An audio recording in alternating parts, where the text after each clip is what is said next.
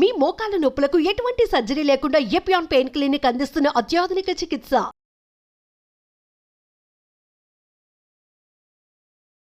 Hi viewers, India's largest digital media network Suman టీవీకి స్వాగతం. ప్రస్తుతం మనతో ఉన్నారు ఆరోగ్యరత్న యోగా సుబ్రహ్మణ్యం గారు. నమస్తే గురుగారు. నమస్కారం.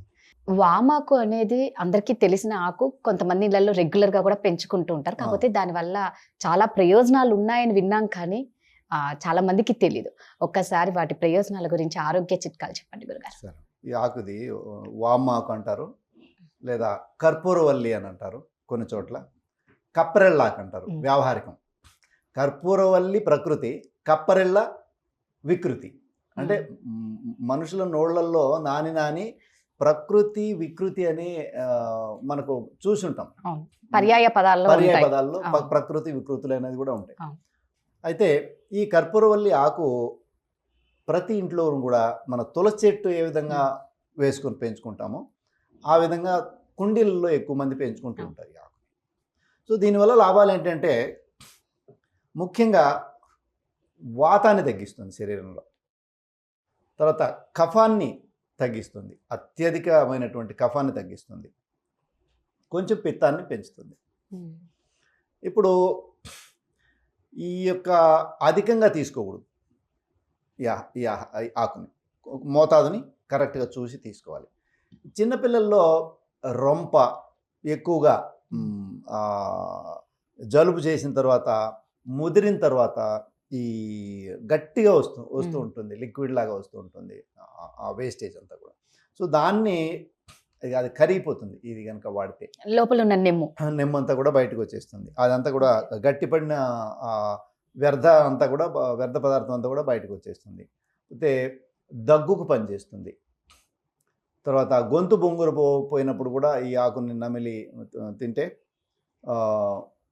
పనిచేస్తుంది. ఈ ఆకు రసం, కర్పూరవల్లి రసం, కొంచెం తులసి ఆకు రసం, తర్వాత కొంచెం తేనె, ఈ మూడింటిని కొంచెం సమపాళలో కలిపి చిన్నపిల్లలకి జలుబు చేసినప్పుడు కానీ, దగ్గుతున్నా కానీ, లేదంటే రొంప చేసి వాళ్ళు అనీజీగా ఉన్నప్పుడు నాలుక మీద కొంచెం తినిపించినామంటే ఒక 3 years పిల్లలు అట్లా తగ్గిపోతుంది.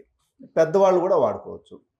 తర్వాత ఇంకా కొన్ని ప్రాంతాల్లో ఇది బజ్జీలు కూడా వేస్తారు, శనగపిండిలో కలిపి బజ్జీలు వేస్తారు. ఇది ఎందుకు అంటే, ఈ ఆకు బజ్జీలకు ఎందుకు వాడతారంటే, ముఖ్యంగా శనగపిండిలో వాతాన్ని పెంచేటటువంటి గుణం ఉంటుంది.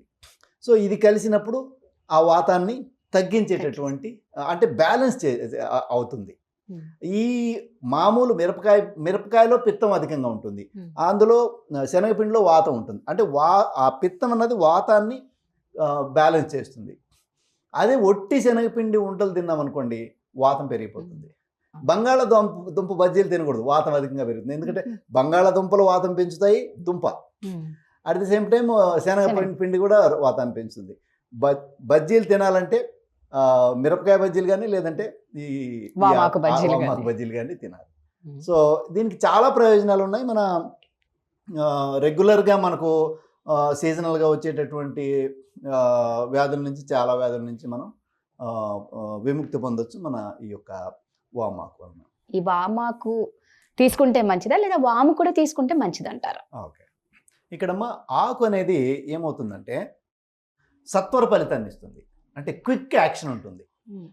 ఇది నోట్లోకి పోయిన వెంటనే, ఎందుకంటే డైరెక్ట్గా ఇందులో ఉన్నటువంటి ఇవన్నీ కూడా మెడిసినల్ వాల్యూస్ అన్నీ కూడా వెంటనే లోపలికి వెళ్ళిపోతాయి, శరీరం లేకపోయి క్విక్ యాక్షన్ తెప్పిస్తుంది. అంటే త్వరగా దాని ప్రభావం చాలా త్వరగా ఉంటుంది. ఇప్పుడు వామ్ అనుకోండి, వాములో గుణాలు ఇక్కడ ఈ చెట్టు నుంచి కాసినటువంటి ఇది కాబట్టి వాము పంట, వాటి నుంచి తయారు చేసిన మందును వాడినప్పుడు ప్రభావం అనేది కొంత సమయం తీసుకుంటుంది, అంత క్విక్ ఎఫెక్ట్ ఉండదు. సో మనకు తొందరగా ఫలితం రావాలంటే ఆకు బెటర్. లేదు పర్వాలేదు, నిదానంగా వచ్చినా పర్వాలేదు అనుకుంటే వాము వాడుకోవచ్చు. ఇప్పుడు మామూలుగా పిల్లలకి అరుగుదలకు అనేసి వాము వేస్తూ ఉంటారు, వాము వాటర్, వాము నీళ్ళలో ఉడకబెట్టి. మరి దాని ప్రభావం ఎలా ఉంటుంది, ఆ వాము గింజల ప్రభావం? వాళ్ళు వాము ప్లస్ ఈ ఆకు కూడా వేస్తారు అందులో. ఇంకా అనేక రకాల మూలికలు వేస్తారు ఆ వామ్ వాటర్ని తయారు చేసేది. అది మన డైజెస్టివ్ సిస్టంలో ఉన్నటువంటి ఆమవాతము, రకరకాలైనటువంటి వాయు ప్రకోపాలన్నింటినీ కూడా తీసేసి డైజెస్టివ్ సిస్టమ్ని ప్యూరిఫై చేస్తుంది వామ్ వాటర్. మనం కూడా ఇంట్లో తయారు చేసుకోవచ్చు, ఆకుతో కూడా చేసుకోవచ్చు, తర్వాత వాముతో కూడా చేసుకోవచ్చు. చాలా మంచిదమ్మా. ప్రతి ఒక్కరు, చిన్నపిల్లలే కాదు పెద్దవాళ్ళు కూడా తాగొచ్చు. మేము చిన్నప్పటి నుంచి కూడా మా వాళ్ళు చిన్నపిల్లలకు పోసేవాళ్ళు, వాళ్ళు కూడా తాగేవాళ్ళు అనమాట. ఒక అర గ్లాస్ చొప్పున. డైజెస్టివ్ సిస్టమ్ బాగుంటుంది.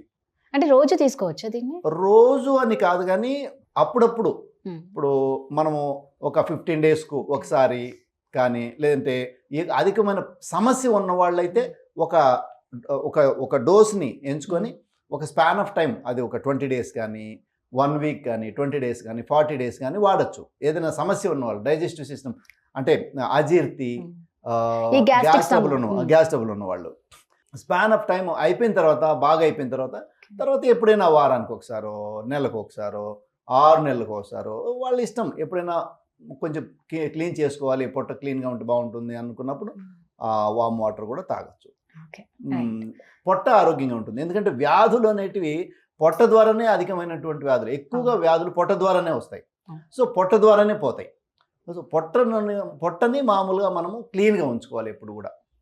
టాక్సిన్స్ రిలీజ్ కాకుండా మనం తీసుకునే ఆహారం కొంచెం తక్కువ మోతాదులో తీసుకుంటూ, త్వరగా జీర్ణమయ్యేటటువంటి ఆహారాన్ని తీసుకుంటూ, అప్పుడప్పుడు ఇలాంటి వామ్ వాటర్ తయారు చేసుకొని డైరెక్ట్గా ఆకులు కానీ అట్లా తీసుకుంటూ డైజెస్టివ్ సిస్టమ్ను శుభ్రంగా పెట్టుకుంటే మనం భవిష్యత్తులో వ్యాధులు రావటానికి మనం ప్రివెంట్ చేసుకోవచ్చు, రాకుండా. ఏదైనా కావచ్చు, బీపీ కావచ్చు. బీపీ కూడా పొట్ట వల్లనే వస్తుంది. ఎందుకంటే మన పొట్టలో మనం తీసుకున్న ఆహారం అరగకుండా కనుక, డైజెషన్ కాకుండా కుళ్ళుతుంది కొన్ని ఆహారం తీసుకుంటే. ఇప్పుడు మాంసాహారం తీసుకునే వాళ్ళు దాదాపు 72 గంటలు పడుతుంది అరగడానికి. అంటే 72 గంటలు మూతబెట్టి మాంసాహారాన్ని ఒక చోట పెట్టి చూడండి, గాలి పోనీయకుండా, అక్కడ ఏమవుతుంది, 3 రోజులకు కుళ్ళిపోతుంది, బ్యాక్టీరియా అంతా ఫామ్ అయిపోతుంది. సో అదే విధంగా పొట్టలో లోపల పెట్టినప్పుడు ఏమవుతుంది, అది మొత్తం డైజెషన్ కాకుండా అక్కడి నుంచి టాక్సిన్స్ అన్నీ కూడా రిలీజ్ అవుతాయి. ముఖ్యంగా ఏం చేస్తున్నారు, జఠరాగ్ని లేనప్పుడు తింటారు చాలామంది. అది మహా డేంజర్. జఠరాగ్ని ఎప్పుడు ఉంటుందంటే ఉదయాన్నే సూర్యోదయం అయిన 1.5 గంట నుంచి 2 గంటల మధ్యలో జఠరాగ్ని ప్రారంభం అవుతుంది. సూర్యాస్తమయం అయిన తర్వాత 1.5-2 గంటల మధ్యలో జఠరాగ్ని తగ్గిపోతుంది. ఆహారం అన్నది సూర్యోదయం తర్వాత 2.5 గంట తర్వాత తీసుకోవాలనుకుంటే, సూర్యాస్తమయం తర్వాత గంట లోపు తినేసేయాలి. ఆ తర్వాత తింటే, ఇప్పుడు 10 గంటలకని, 9కి, 10కి, 11కు, 12కు కూడా తింటూ ఉంటారు కొంతమంది. బిర్యానీలు తింటూ ఉంటారు. మరి అలాంటి వాళ్ళకి ఖచ్చితంగా భవిష్యత్తులో బీపీ, ఈ షుగర్లు, రకరకాలైనటువంటి టాక్సిన్స్, యాసిడోసిస్, యాసిడ్స్ అన్నీ రిలీజ్ అయ్యి మొత్తం బ్లడ్ అంతా ఇంప్యూర్ అయిపోతుంది. హార్ట్ డిసీజెస్ మొత్తం, ఇంకా శరీరంలో రకరకాలైనటువంటి వ్యాధులు వస్తాయి. సో అందుకని డైజెస్టివ్ సిస్టమ్ని ప్యూరిఫైగా శుభ్రంగా పెట్టుకోవడానికి ఈ వామ్ మాకు చాలా ఉపయోగపడుతుంది. దీన్ని మనం ప్రతి ఇంట్లో కూడా పెంచుకోవచ్చు. దీన్ని ఏదో ఒక రూపంలో వాడుకుంటూ ఉంటే ఆరోగ్యం అనేది మనం కాపాడుకోవచ్చు. ఏ వయసు వాళ్ళైనా దీన్ని తీసుకోవచ్చు. రైట్. చాలా చక్కగా చెప్పారు గురుగారు, ధన్యవాదాలు. నమస్కారం.